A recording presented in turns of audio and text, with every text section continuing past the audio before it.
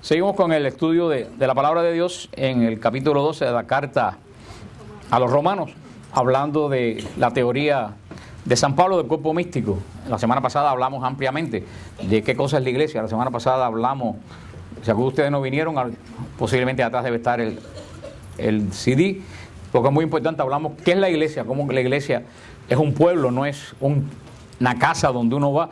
Vimos que la iglesia era el pueblo de la nueva alianza, un pueblo que tiene orden, y hablamos de cómo la iglesia estaba dividida, en los ministerios apostólicos, en el episcopado, en el presbiterado, en el diaconado. Vimos el oficio de los obispos, el oficio de los presbíteros y el oficio de los diáconos.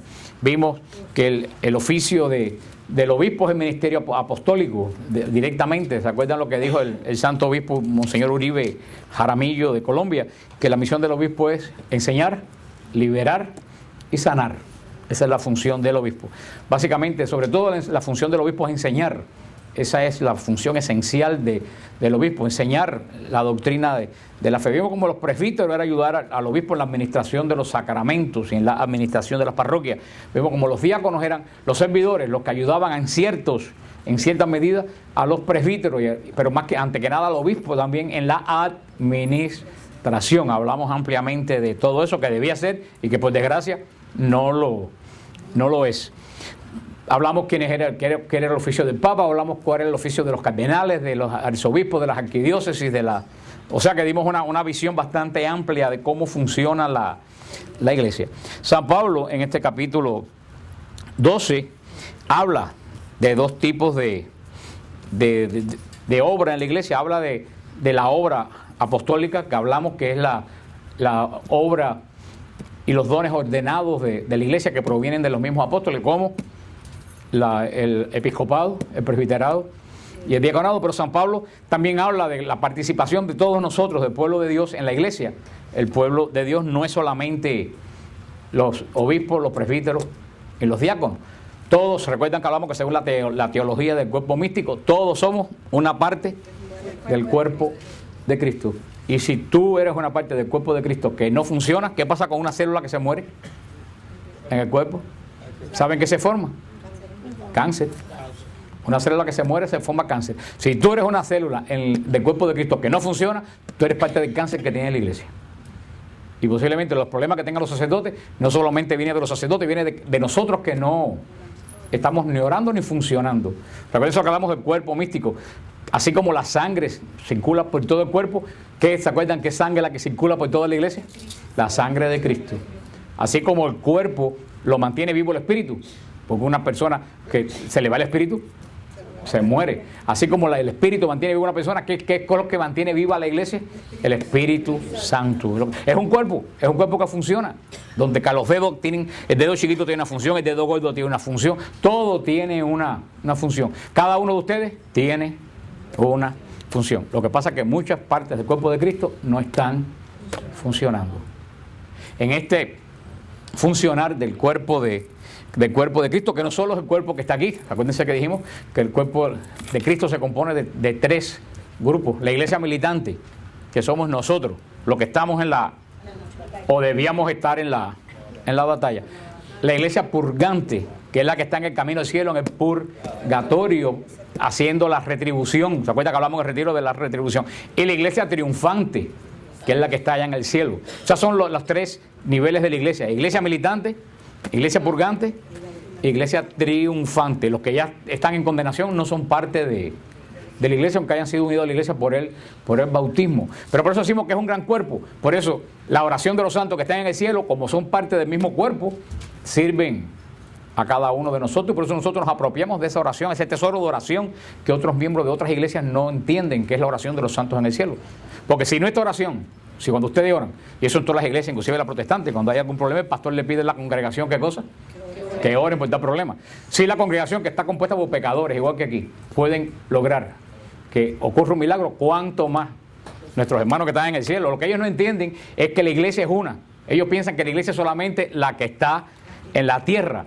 Pero si nosotros somos iglesia, los que están en el cielo, con más razón, son iglesias. Y como somos un mismo cuerpo, esa oración de los santos nos sirven a cada uno de nosotros. ¿Se acuerdan lo que yo le decía? Que a ti te duele la cabeza Y cuando te ponen una inyección de un calmante no te lo ponen en la cabeza. ¿Dónde te lo ponen?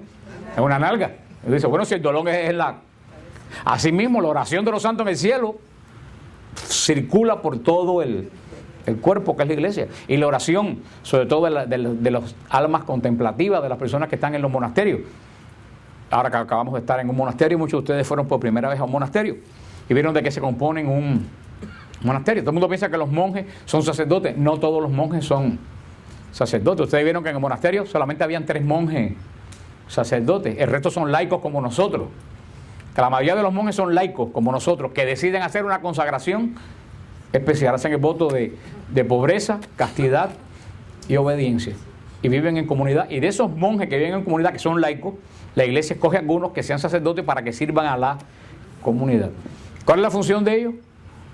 Orar. Pero no solo oran, también trabajan, porque la regla de San Benito dice, ora et labora. Ora y trabaja. Todos los monjes trabajan, unos tienen granjas para cultivar la tierra, otros tienen panaderías, tienen diferentes. Estos monjes que fuimos ahora nosotros, ahora tenían la universidad que está al lado, pero no pudieron seguir pagando los seguros que pide el Estado para la universidad, tuvieron que entregársela a la diócesis. Por eso de que entregaron a la universidad, a la diócesis, andan como que discerniendo qué tipo de trabajo va a hacer, porque no es fácil hoy en día por una comunidad buscar. Entonces lo que hacen es pues trabajar en la casa de retiro, tienen una finca un poco más allá que nosotros no la hemos visto, pero todos los monjes trabajan y al mismo tiempo oran. ¿Por qué oran? Por todas las necesidades continuamente de la iglesia. Muchas veces ellos no saben ni de qué cosa, ni por quién están orando. Oran. Y todo eso como cuando te ponen un suero que circula por todo el cuerpo, o como cuando te dan la quimioterapia. Yo digo que la oración de los monjes es como la quimioterapia, que se mete cuando en el cuerpo y arranca el cáncer. Por eso es tan importante, y no solo también la oración de los monjes, que es su oficio. Como decía Father David una vez, nosotros no estamos apurados porque nosotros no vamos para ningún lado. Nuestro oficio es orar. O sea que ellos no están apurados, por eso que responden y oran tan lentamente. Pero también hablamos que nosotros también el Señor nos llama a orar. Y hablamos la semana pasada de los que le da el don de intercesión. Hablamos de cuando te despierta a las 3 de la mañana con un pensamiento de alguien o alguien que tú ni conoces. El Señor da el don de intercesión. Porque toda parte del cuerpo de la iglesia tiene una función. Y verdaderamente, aunque vemos tanto desastre en la iglesia hoy en día que parece que todo anda mal, verdaderamente no todo anda mal. Porque si ustedes se dan cuenta, la iglesia tiene un laicado ahora tan fuerte que hace 50 años nadie ni se podía imaginar. Hace 50 años, ¿quiénes llevaban toda la rienda de la iglesia? Sacerdotes y los obispos. Hoy en día la mayoría de la rienda de la iglesia la llevan los laicos. La iglesia tiene un laicado tan fuerte como no la tenía desde la época de los mártires. O sea que todo no es tan... Lo que pasa es que el mal se anuncia más que el bien. Pero la iglesia tiene un laicado fuertísimo. ¿Quién iba a, como yo que contesto tantas preguntas de WTN, quién iba a imaginarse que una ama de casa de Colombia o un muchacho de España me hace preguntas de derecho canónico?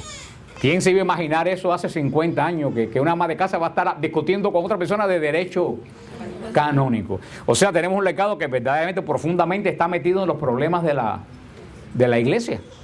No es una cosa superficial, verdaderamente. Y esas son cosas buenas que tiene la iglesia. Y por supuesto que todos estos periodos de renovación de la iglesia, cuando tú renuevas la casa, siempre te encuentras tropiezos.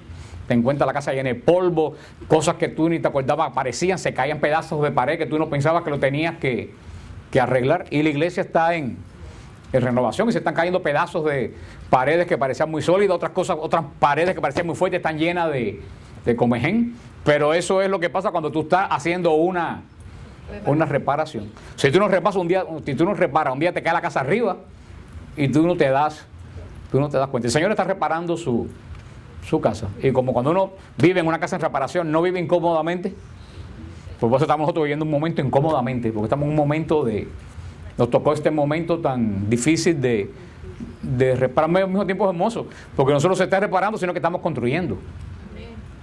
Estamos construyendo. Lo que pasa es que casi siempre uno es tan pesimista que uno pone el énfasis en el demonio hace que tú veas las cosas negativas para que te desanime. Miras para atrás en vez de mirar para adelante. Y San Pablo sigue diciendo, en este cuerpo hay dones diferentes, según la gracia que nos ha sido dada, dice Romanos 12:6.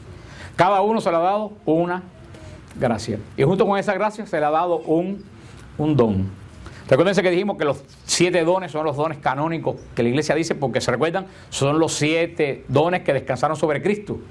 Cuando Cristo dice cuando se sienta en la sinagoga de Nazaret y dice, esto que ustedes han oído se ha cumplido sobre mí. Dice, sobre el espíritu del enviado, que descansará espíritu de sabiduría, de inteligencia, como esos son los 7 espíritus que descansan sobre Cristo, y nosotros somos ¿se recuerdan?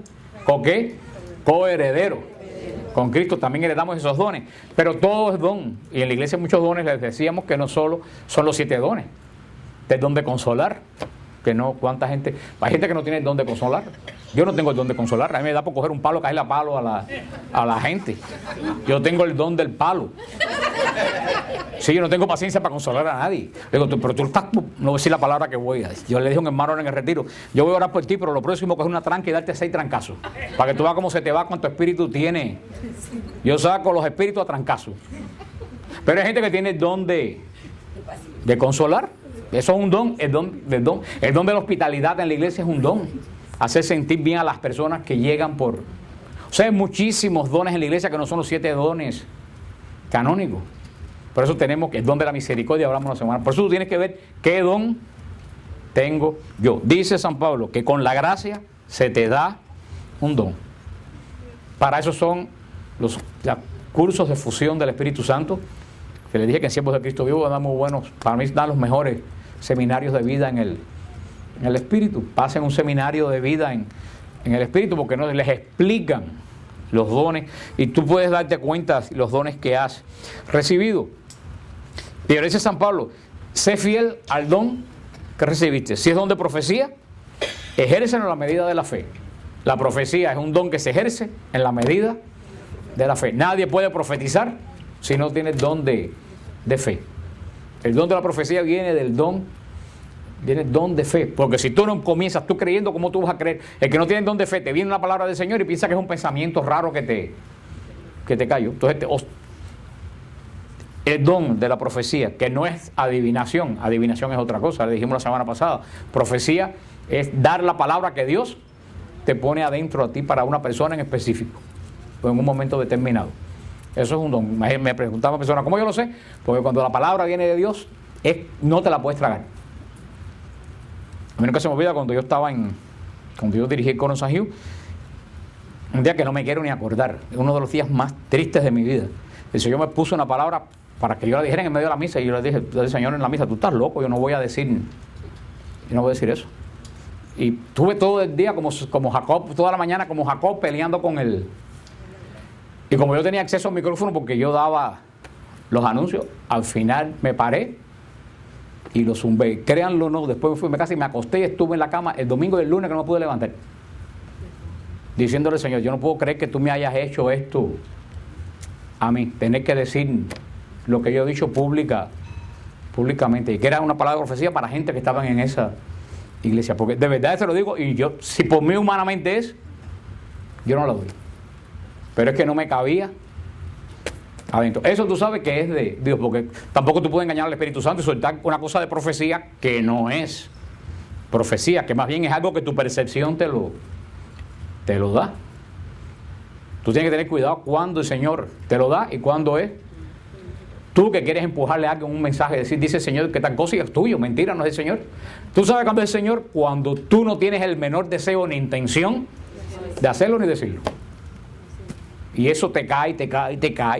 Eso es el don. Ahora, cuando tienes el don de fe, tú sabes, y sobre todo el don que le dije en el retiro, que el retiro que es más importante de todo. ¿Cuál era? Discernimiento. Tú sabes lo que viene del buen mal espíritu. En la iglesia hace falta mucho don de profecía. Hay muchas personas esperando palabras de profecía. Dice, si es el ministerio, pues en el ministerio. Estos son los ministerios ordenados: el episcopado, el presbiterado, el diaconado. Si es enseñando, si es la enseñanza, enseñando. ¿Qué es lo que hago yo? Yo tengo que ser fiel al don que el Señor me dio, que es enseñar. Yo no puedo dejar de enseñar por mucho que yo lo quiera. La exhortación. Hay personas que tienen el don de exhortación. De decir al hermano, mira hermano, yo te exhorto que hagas esto y esto en el nombre de... Que no es consejo. Cuando el consejo tú lo das, sale de tu intelecto. Cuando es exhortación, el Espíritu Santo te da fuego en lo que tú estás diciendo. Es un consejo con fuego. La exhortación. El dar, dice, el dar es un don. Hay personas que siempre están dispuestas a dar. Eso es un don. Dice, el que da con sencillez. Tampoco, te voy a dar $10,000 ahora. No, a lo mejor la persona no necesita $10,000. A lo mejor lo que necesita son $60. El que da con sencillez. El que preside con solicitud. O sea, el que está encargado de algo. El que está encargado con solicitud. ¿Qué quiere decir con solicitud? Atento a la gente que dependen de él, que está presidiendo. El que preside con solicitud. El que ejerce la misericordia. La misericordia es un don de Dios. Porque tú tienes que tener misericordia, pero hay personas que están capacitadas para dar misericordia. Dice, el que da la misericordia con jovialidad. No posee una misericordia quejumbrosa, ni una misericordia... ¿Cómo? Con tranca. No, no es precisamente con tranca. Ya tú ya te gustó lo que yo dije. No, con jovialidad quiere decir que no posee una misericordia lúgubre, una misericordia tétrica. Tiene que ser una misericordia. La misericordia anima a la gente alegre, con jovialidad. Dices, si tienes el don de la caridad, acuérdense lo que hablamos en el retiro. Caridad no es dar dinero. Caridad es vivir en el amor de Dios. Que tú lo tienes y lo das. Dice, si es el don de la caridad, sin fingimiento.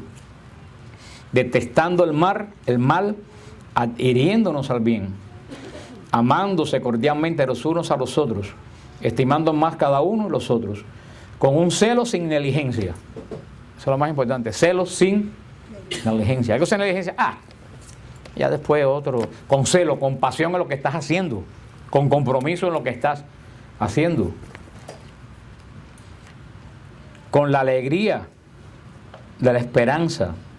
Constantes en la tribulación. O sea, quiere decir que tú tienes que usar el don que tienes en las buenas y en las malas. En las buenas y en las malas. Yo por mí cuando iba para retiro hubiera virado para mi casa y me hubiera costado $1,000. Porque me pegaron un ticket de $192 yendo para allá. Y los que iban conmigo saben que iban carros muchísimo más rápido que yo, que me pasaban por el lado como bala. Y el policía no vino ni siquiera atrás de mí. Vino como una milla de atrás con la luz encendida y me paró a mí. Yo hubiera virado, te lo juro que no tenía ningún deseo pero tuve que hacerlo. ¿Por qué? Por obediencia. No solo por la obediencia, porque tú tienes que ser constante, tanto cuando Dios te da un don, tienes que hacerlo tanto en las buenas como en las malas. Ya eso no depende de tu estado de tu estado de ánimo. Hay personas que usan el don cuando se sienten bien. O me dicen, yo no oro porque me siento mal. A lo mejor es verdad, claro, si te sientes mal no puedes estar de pie, no puedes orar, pero tú tienes que orar, ¿te sientes bien? O te sientas mal. Eso porque tú no estás orando con tu... Hay una idea por ahí protestante un poco extraña, que piensa que tú recoges todas las cosas que otro... Mi hermano, eso es otra cosa. Si el Señor te manda a hacer un don, tú lo tienes que hacer y tú no recoges nada. Porque entonces el Dios que servimos es un Dios debilucho. Ahora, si el Señor no te mandó a hacer algo y tú lo estás haciendo por atrevido, esa es otra. Por eso uno tiene que saber qué don el Señor le ha dado. Compartiendo las necesidades con los santos, practicando la hospitalidad. Y así seguía diciendo San Pablo, dice en el versículo 14, bendigan a los que los persiguen. Y nos exhorta, bendigan, no maldigan. En el retiro también ampliamos ampliamente de maldecir el escalón, pasar el escalón de la maledicencia, ¿se recuerdan? Bendigan. Bendecir quiere decir bien. Como maldecir quiere decir. Tenemos la boca para siempre decir bien. No, tenemos la boca para siempre decir bien. Usualmente, casi siempre, la gente usamos la lengua para decir mal. Siempre estamos viendo la parte mala del asunto. Tenemos la boca para decir, siempre debemos tener la boca para decir el bien. En todo. Si tú ves dos cosas, una mala y una buena, no digas la mala, a no ser que tú estés llamado a poner orden en una cosa. Son dos cosas totalmente diferentes. Estoy hablando de las personas que siempre dicen la parte fea de todo. A todo nivel y a toda persona. Tengan un mismo sentir los unos para con los otros, sin complacerse en la altivez, atraído más bien por lo humilde No se complazcan en su propia sabiduría, es lo que le dijo Sor Mariana de Jesús al sacerdote.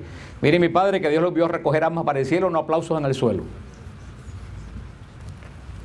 San Pablo lo recomienda. Cuánta altivez espiritual vemos por ahí. Cuánta soberbia espiritual. Hay gente que piensa que tienen dos. Y cuidado, porque el demonio también tiene dones. Así como Dios da dones, el demonio da dones. Y el demonio imita al Dios. Y muchas veces los dones del demonio se confunden mucho en la apariencia con el de Dios. ¿Cómo sabemos que es de Dios? Porque los dones del demonio son altivos. Y los dones de Dios son humildes. Sin devolver a nadie mal por mal, procurando el bien ante todos los hombres, en lo posible y en cuanto ustedes dependa en paz con todos los hombres. Fíjate lo que dice San Pablo, en lo posible y en cuanto a ustedes dependan. Porque a veces hay personas que me dicen, yo no quiero guardar odio a nadie, pero esta persona está peleada conmigo, fui a hacer las paces y la persona me rechazó. Digo, hermano, bueno, eso, tú no puedes hacer nada ahí. Tú cumpliste lo que tenías que hacer. Si la otra persona lo rechazó, eres el que tiene un problema. Por eso dice, en cuanto, tú no tienes obligación de hacer la paz con todo el mundo. Tú propones la paz, pero si la otra persona no la acepta, dice San Pablo, en cuanto sea lo posible y en cuanto a ustedes dependa. Hay cosas que ya no dependen de nosotros. No tomando la justicia por cuenta propia, queridos míos. Dejen lugar a la ira. Pues dice la Escritura, a mí es la venganza, yo daré el pago merecido. Eso fueron los escalones de San Juan Climaco que dijimos que teníamos que subir. Y tengan cuidado, ¿cuántos fueron de aquí a retiro ayer? Tengan cuidado, porque una hermana me comentaba eso, era muy sabio, me decía, hay veces que uno llega a un escalón y se siente tan cómodo en ese escalón que ahí se queda. Y no sube a los otros. Cuando te quedan todavía 26 escalones, tú piensas que venciste y dices, llegas al escalón y te sientas. Y te quedaste a mitad de escalera. No, eso espiritualmente, siempre hay que subir. Porque a veces que decimos que el que sube una escalera es porque tiene que cosa una meta. Porque nadie pone una escalera y se sube y te le pregunta, ¿qué estás haciendo? Y dice, yo no sé. No, desde que tú pones una escalera y te subes, tienes una meta. Poner un cuadro, cambiar una cortina, tienes una. Y en la escalera espiritual hay una meta. Y por eso lo que dice San Pablo, no tomen la justicia por cuenta propia. Muchas veces nosotros queremos tomar la justicia por cuenta nuestra. Y San Pablo recuerda lo que dice la palabra de Dios. Mira que la venganza es mía, dice el Señor, y yo daré el pago que merece. En esta forma hebrea de hablar, el Señor lo que está diciendo es, tú no tomes venganza, la venganza déjamela a mí. Hermano, ¿y eso es lo que yo he aprendido en toda mi vida? Es que cuando tú le dejas algo al Señor, el Señor se demora, pero cuando pone las cosas, tú te quedas con la boca abierta. ¿Por qué se demora muchas veces la venganza? Decir venganza quiere decir darle a la persona lo que se merece. ¿Por qué se demora la venganza del Señor? Porque el Señor da tiempo que la persona, que es lo que nosotros nos damos, tiempo que la persona se arrepienta. Pero si la persona no se arrepiente, hermano, cuando la mano del Señor cae sobre esa persona, yo lo he visto, la justicia de Dios, como dice la palabra de Dios, es terrible. Pero nosotros no la podemos tomar por nuestra mano.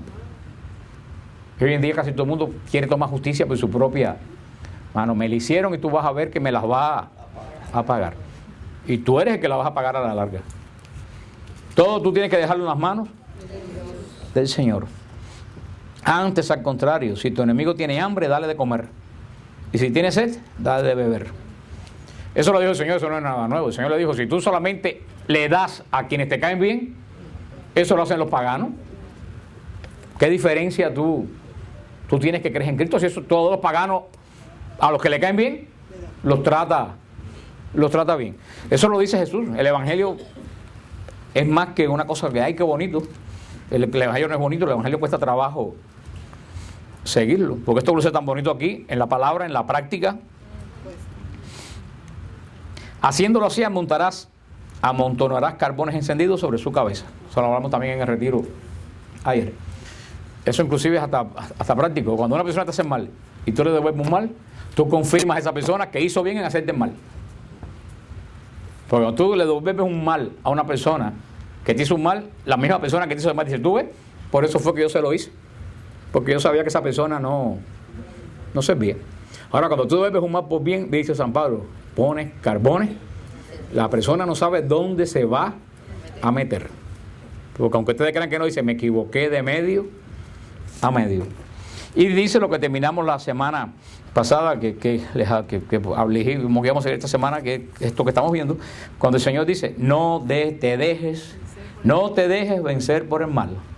Antes bien, vence el mal a fuerza de bien. Les dije, marquen Romanos 12, 21. Porque muchos en la vida lo van a tener que utilizar. No se dejen vencer por el mal. Muchas veces nos dejamos vencer por el mal. Y nos dejamos aplastar por el mal. Y dice San Pablo, nunca te dejes vencer por el mal. Dice, tú puedes vencer el mal. Y el mal se vence a fuerza de bien. Si a un mal que tú pones más mal, inflamas el mal. Fíjate, no te olvides eso, el mal se vence a sí mismo. Si tú dejas el mal a un lado, solito el mal se vence dentro del mismo porque tiene dentro de sí el germen de la destrucción. Y si tú no solo lo dejas tranquilo el mal a un lado, sino que le echas encima bien, lo vences más rápido. Desafortunadamente hoy en día nos dejamos vencer por el mal. En cuanto nos hacen un mal, se nos desploma el techo de la casa encima. Digo, ya no hago nada, ya no voy aquí, ya no voy allá. Total, sí. Acuérdense de este. Para mí son los consejos más sabios que ha dado Juan San Pablo en la carta de los Romanos. No te dejes vencer por el mal. Antes bien, vence el mal a fuerza, lo que es la traducción original. Vence el mal, no con el bien, a fuerza. Porque, hermano, vencer el mal que te están haciendo a base de bien, vuelvo a decir, no es, pero lo vences. Pero lo vences. Sigue el capítulo 13 de la carta a los Romanos, 13:1 dice San Pablo, sométanse todas las autoridades constituidas, pues no hay autoridad que no provenga de Dios y las que existen por Dios han sido constituidas. De modo que quien se opone a la autoridad se resiste al orden divino. Y los que se resisten se atraerán sobre sí mismos la condenación. En efecto, los magistrados no son de temer cuando se obra el bien, sino cuando se obra el mal. ¿Quién no quieres no temer a la autoridad? Obra el bien y obtendrás elogio. Pues es un servidor de Dios para tu bien. Pero si obras el mal, teme, pues no en vano lleva espada. Pues es un servidor de Dios para hacer justicia y castigar al que obra el mal. Por tanto, es preciso someterse no solo por el temor al castigo, sino también en conciencia. Por eso precisamente ustedes pagan los impuestos, porque ellos son funcionarios de Dios ocupados en ese oficio. Den a cada cual lo que se le debe. A quien impuesto, impuesto. A quien tributo, tributo. A quien respeto, respeto. A quien honor, honor. San Pablo está dando una cosa muy... Te dirán, bueno, pero San Pablo vivió en otra época. San Pablo vivió en una época que los emperadores le cortaban la cabeza a los cristianos. A un tiempo terrible. Pero San Pablo dice, todo en el mundo tiene que haber, ¿qué cosa? Orden. Por eso todo uno tiene que obedecer a toda autoridad. Ahora, como bien dice San Juan en el Apocalipsis, tú no puedes obedecer a la autoridad en lo que va en contra de la voluntad expresa de Dios. Pero en lo que es el orden, no estamos hablando del orden, de que no puedes robar, que ahí están la gente para custodiar que no se robe, que no puede. Hay que honrar a la autoridad porque Dios es Dios de orden. El mismo San Pablo va a decir, no sacrifiques a los dioses, porque cuando la autoridad te exige algo que va en contra de la obra de Dios, por supuesto que entre la voluntad de Dios y la obra humana tú tienes que escoger la voluntad de Dios, pero tenemos que tener un orden. Y además, desafortunadamente, hermano, hay un refrán que lo dice, que cada pueblo tiene lo que se merece. Nosotros mismos cogemos a los gobernantes que queremos. Así que cuando se escoge un gobernante con tanto deseo, tú tienes entonces que cumplir. ¿Te ponen más impuestos? Te lo mereces. ¿Para qué votaste por esa gente? Págalo. Ese es el orden. Por supuesto, le estoy diciendo que no es lo que va en contra, como la vida, el aborto, no es lo que va en contra de la voluntad de Dios. Está hablando San Pablo, porque muchos cristianos pensaban que podían hacer como los musulmanes hoy en día, que hay lugares donde los musulmanes, sobre todo en Canadá y en Inglaterra, están pidiendo que le permitan tener su propio sistema de orden dentro de un sistema de orden. De San Pablo. San Pablo, tú no puedes tener un sistema de orden dentro de un sistema de orden. Si tú estás en un país, tú tienes que seguir las leyes de ese país. Mira, hermano, eso es muy triste lo que está pasando también, pero si este país tiene leyes que la gente no puede venir ilegalmente al país, tú no puedes venir ilegalmente al país. Es triste, porque los cubanos también vienen ilegales, no estoy hablando de todas las nacionalidades, pero muchas veces venimos ilegales y después queremos que el país apruebe un acto de ilegalidad. Y la gente no dice eso porque no es popular decir eso. Pero no solo que en este país, tú vas a México ilegalmente y te sacan.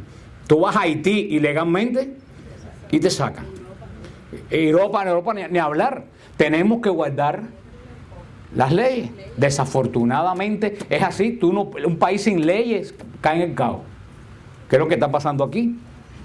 Y como está pasando en Canadá también con los musulmanes, que ya es una mayoría y quieren mantener la ley de la Sharia dentro del sistema jurídico canadiense. Es lo que dice San Pablo. Para que funcione la sociedad, funciona con un orden. Tú tienes que someterte a ese orden. Porque tú dices ahora, el gobierno son unos ladrones y yo no voy a pagar los impuestos. Entonces tú estás pecando. Y eso lo dice el catecismo de la iglesia. ¿No te convienen los impuestos de este país? Múdate para Australia. Y que digo este país, puedo decir el de Guatemala, el de cualquier otro lugar. No te conviene el país, el sistema donde tú, a mí un día no me convino el sistema del país donde yo estuve y traté de salir. Ahora, si estamos aquí, nos guste o no nos guste, hay un orden y no se puede romper el orden de Dios. Es lo que dice San Pablo, cada cual no puede hacer su propia ciudad. Sigue diciendo San Pablo, y esto es difícil de leerlo y de decirlo, porque esto no es popular decirlo, porque hoy en día no se dice la palabra de Dios, se dice lo que la gente quiere oír. Eso es lo que se dice hoy en día, solamente lo que la gente quiere oír. Y hay cosas en el Evangelio que tú crees que a la gente que le estaban cortando la cabeza y confiscando la casa le gustó este capítulo 13 de San Pablo. Créanme que en absoluto le gustó que San Pablo les recordara eso. Pero las cosas podían estar mucho peor de como estaban en ese momento si cada cual piensa hacer su propia república dentro de un orden constituido. Dice en el versículo 13:8, con nadie tenga otra deuda que la de mutuo amor. Pues olvídate, aquí le demos a cada santo una vela. Dice, no le debas nada a nadie. Dice, débele a la gente, a los demás, ¿qué cosa? Amor. O sea que siempre da más amor de que tú recibe. Pues el que ama al prójimo ha cumplido la ley. En efecto, lo de no adulterarás, no matarás, no robarás, no codiciarás y todos los demás preceptos se resumen en esta fórmula: amarás a tu prójimo como a ti mismo. La caridad no hace mal al prójimo. La caridad es, por tanto, la ley en su plenitud. Dice San Pablo lo mismo que dijo Cristo, esto no es nada nuevo. ¿Quieres cumplir la ley? Ama. Es lo que dijo San Agustín, ama y haz lo que quiera. Eso no, ¿por qué? Porque el que ama hace lo que al amado le agrada. Y si tú amas a Dios, tú vas a hacer lo que a Dios le agrade. Así que dice San Agustín, ama y haz lo que quieras. Si tú amas a Dios, vas a hacer lo que agrada a Dios. Pero Cristo lo dijo, el resumen de toda la ley es la caridad. Entonces esto no está diciendo nada nuevo. Y el Señor puso la medida de la caridad. ¿Quién es la medida de la caridad? Uno mismo.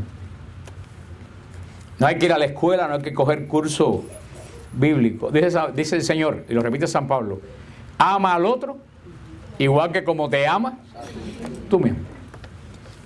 ¿No te gusta que hable mal de ti? No hables mal del otro. ¿Te gusta que siempre te atiendan cuando tú estás hablando, cuando tú tienes una necesidad?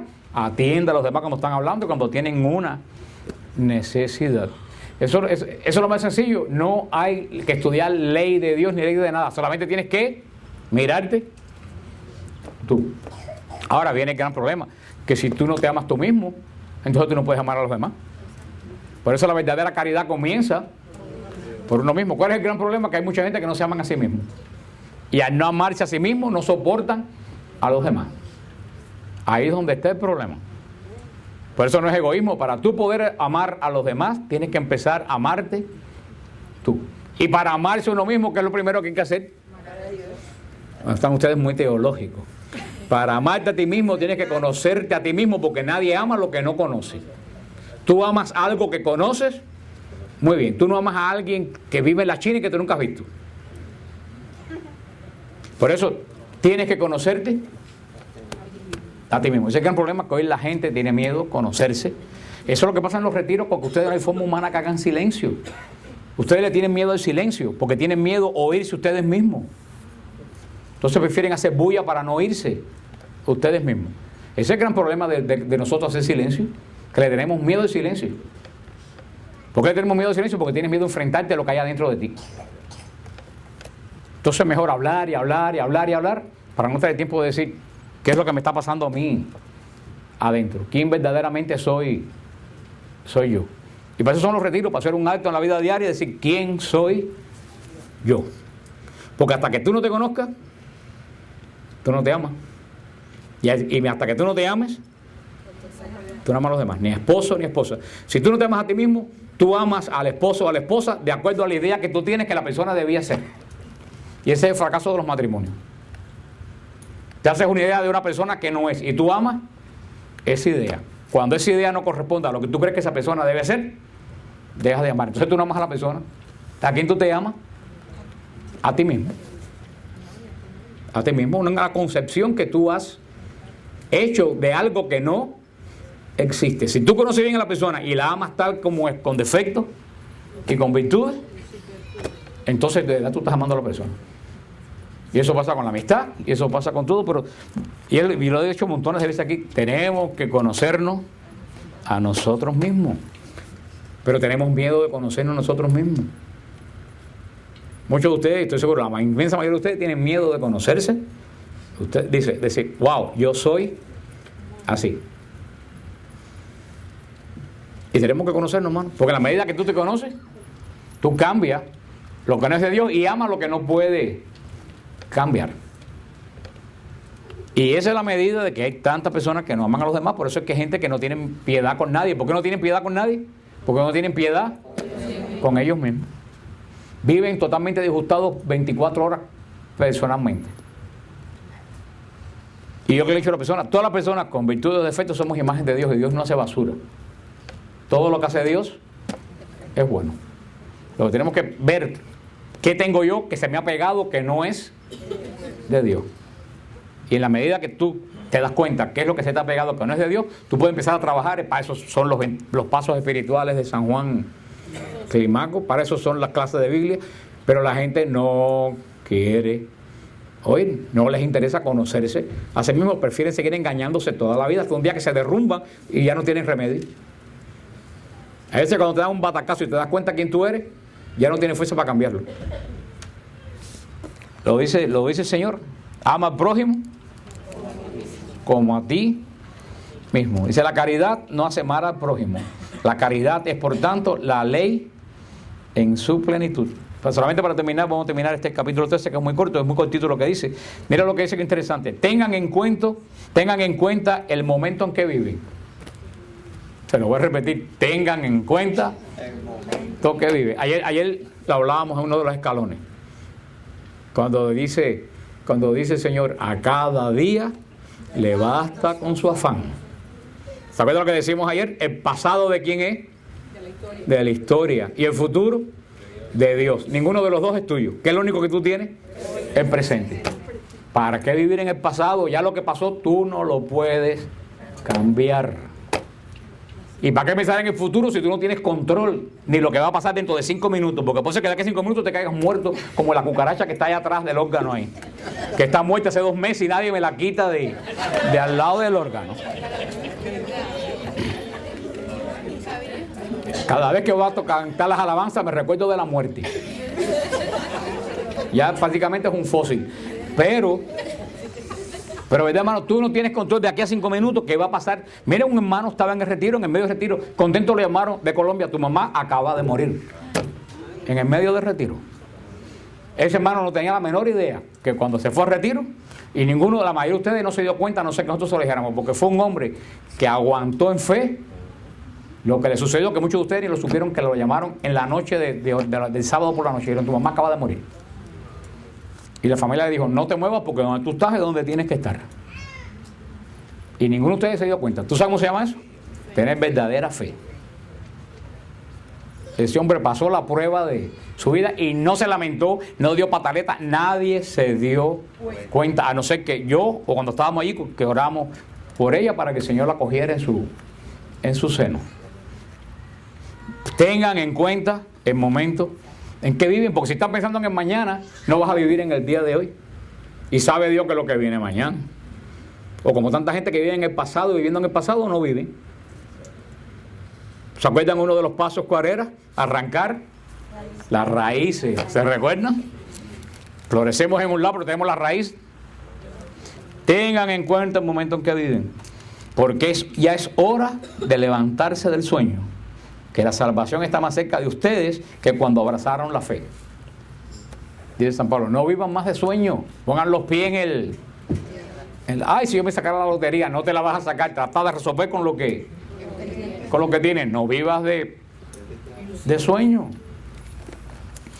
Dice, la noche está avanzada y el día se avecina. Despojémonos pues de las obras de las tinieblas y revistámonos de la luz. Mira lo que San Pablo es algo tremendo, dice, la noche está avanzada. Ay, hermano, la noche, se lo digo a ustedes, la noche está avanzada. Llevamos ya mucho tiempo caminando en la noche. ¿Y cuándo se pone la noche más oscura? Momentos antes de que amanezca. Dice, si tú estábamos caminando en la noche y tú te revistes de oscuridad, te desapareces en las tinieblas.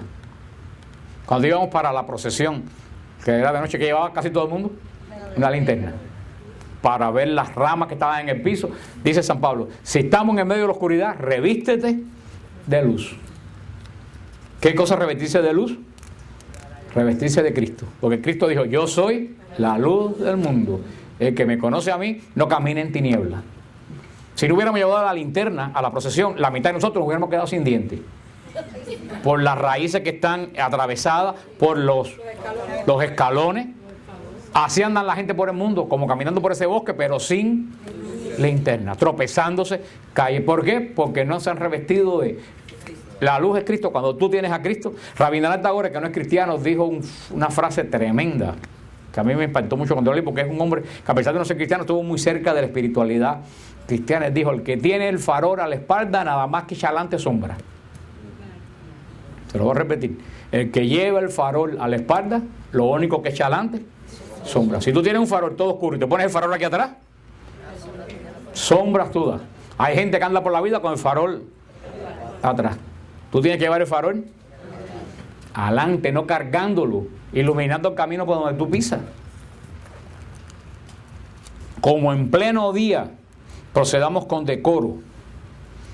O sea, la gente que siempre, ya no, porque ya el descaro es tan grande que ya la gente lo hace todo a pleno día. Pero antiguamente la gente esperaba la noche para que nadie te viera las cosas malas, pero ya hemos llegado a un punto de oscuridad que ya todo está tan oscuro que la gente hace todo públicamente porque hay tanta oscuridad que ya prácticamente, hizo tal cosa, eso no importa, está bien. Estamos tan oscuros que ya la oscuridad no parece oscuridad. La oscuridad, dice San Pablo, como si estuvieras en pleno día, procedamos con decoro, nada de comilonas y borracheras, nada de lujurias y desenfreno, nada de rivalidades y de envidias. Revístanse de Jesucristo. Tremendas palabras. Revístanse, así como el sacerdote se reviste y se pone dice, nosotros tenemos que revestirnos de Cristo. Ponte a Cristo como vestidura. ¿Cómo se reviste uno de Cristo? Conociendo la palabra de Dios y tratando de vivir como Dios. Revístanse del Señor Jesucristo y no se preocupen de la carne para satisfacer su concupiscencia. Hace falta que alguna gente hubiera leído esto hace unos cuantos años atrás. Revístanse de Cristo y no se preocupen de la carne para satisfacer su concupiscencia. ¿Se acuerdan de la concupiscencia? El deseo desordenado que ha dejado en nosotros el pecado original. Eso que dentro de ti, que decía San Pablo, quiero hacer el bien, sin embargo, hago el mal. Decía San Pablo, hasta San Pablo, todos tenemos rezago de la concupiscencia. Ahora, si tú eres concupiscente, tienes el pecado original alborotado y andas en tiniebla, vas perdido. Por eso, aunque tú seas concupiscente, no te puedes revestir de pecado, tienes que revestirte de Cristo, que es para que ese Cristo que te reviste mate lo que queda de concupiscencia en ti. Lo que puede ser concupiscencia es que aunque hemos sido bautizados y estamos injertados en la gracia, el daño del pecado original es tan grande que siempre, como dice, la cabra tira al monte. O sea, mismo, vuelvo a decir, a mí ese grito de San Pablo me conmueve, porque se ve lo humano que San Pablo dice, como que es lo mismo que decimos nosotros, queriendo hacer lo bueno, termino haciendo lo malo. Dice, ¿quién me librará de este cuerpo de muerte? San Pablo cargaba su cuerpo como una desgracia. Por eso Cristo le dijo, cuando tú eres débil, yo soy fuerte. Te basta mi gracia. ¿Qué cosa es la gracia? Revestirse de Cristo. Revestirse de Cristo. Eso es lo que nos llama San Pablo en esta carta romana. Me encanta esa frase. Nosotros, antes que nada, hemos sido revestidos de Cristo en el bautismo. Acuérdense que los sacramentos son símbolos que se ven, que anuncian cosas que no se ven. Por eso en el bautismo, ustedes han visto que en el bautismo a los niños le ponen una vestidura blanca. El sacerdote le pone una cosa blanca por encima, después que lo bautizan. Eso es simbólicamente que ese niño se ha revestido de Cristo, de blanco, de la gracia. Antiguamente el sacerdote comenzaba el bautismo con una estola morada. Y después del bautismo se cambiaba la estola y se la ponía blanca. Los bautizados adultos en los primeros siglos de la iglesia bajaban por una escalera de la piscina bautismal que estaba pintada de negro. Y subían por la otra escalera, cuando entraban en el agua hasta la cabeza, que el agua los tapaba, salían por otra escalera que estaba pintada de blanco. Eso se han despojado de ustedes mismos para revestirse de... Lo que pasa es que desafortunadamente en la iglesia hemos ido perdiendo y perdiendo toda esa simbología tan bella. En parte porque no se le explicaba a la gente, y como no se le explicaba a la gente no sabía qué cosa quería, pero en vez de explicársela, cogimos el camino más fácil, la quitamos, se acabó.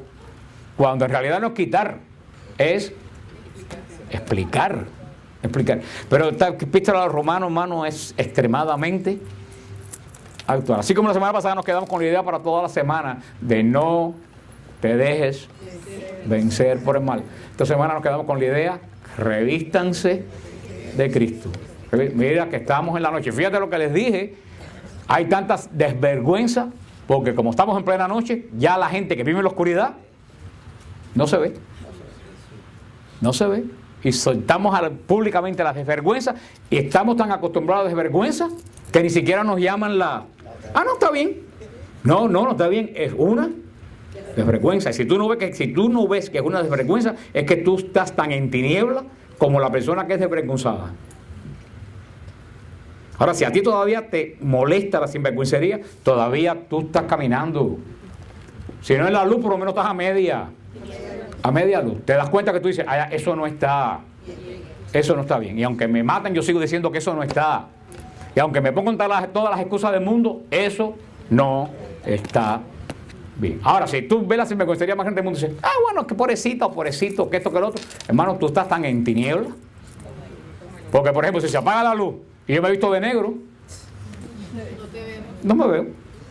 Eso es lo que está pasando con esta exhibición de desvergüenza que hay a todo nivel, inclusive hasta dentro de la familia. No solo en la iglesia, dentro del mismo matrimonio. ¿Cuánta desvergüenza hay dentro del matrimonio?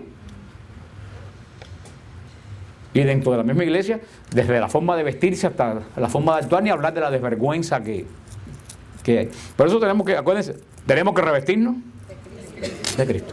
Para eso son los retiros, para eso son estas clases, para eso son la oración, tenemos que revestirnos continuamente de Cristo. Y cuando el vestido se nos mancha, acuérdense lo que hablamos cantidad en el retiro, ¿cómo retornamos al bautismo? La confesión. No ver la confesión como una desgracia. Ahora me tengo que ir a... Ver la confesión como una quimioterapia. Que aunque te la tienes que dar, nadie te niega a dársela porque sabe que esa quimioterapia te quita el cáncer. La confesión te quita Cuando tú empiezas a ver la confesión, que en vez de decir, tenemos que confesar, dice, qué bueno que me puedo ir a confesar, tú estás caminando ya en el Espíritu. Si tú sigues viendo la confesión como una maldición, no tienes idea el valor que tiene la confesión. Cómo la confesión te lleva al mismísimo La confesión, yo le dije que es aunque la Eucaristía es un sacramento de la gracia, porque Cristo, la confesión es la fuente de toda gracia.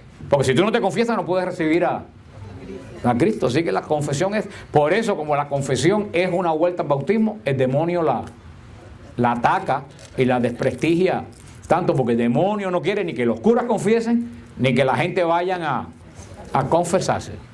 Y el que camina en tinieblas obstaculiza tanto la confesión, tanto el sacerdote como la gente. Obstaculiza que ambos cumplan con el sacramento. Por eso que el sacramento de la confesión hoy en día prácticamente no existe en ningún lado. A no ser que vayas a Jesús o vayas a la ermita, en una ciudad de 5 millones de habitantes, no encuentran quien te confiese un día entre semana. Gracias a Dios que en el Jesús hay confesiones cada 2 horas.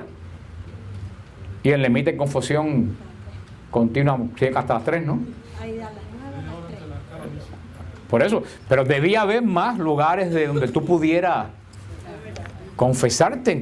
Es más que un sacerdote debía confesar a cualquier hora, a la hora que tú le tocaras la puerta. Si yo fuera sacerdote, yo viviera contento de que la gente se viniera a confesar, porque se está liberando de sus pecados.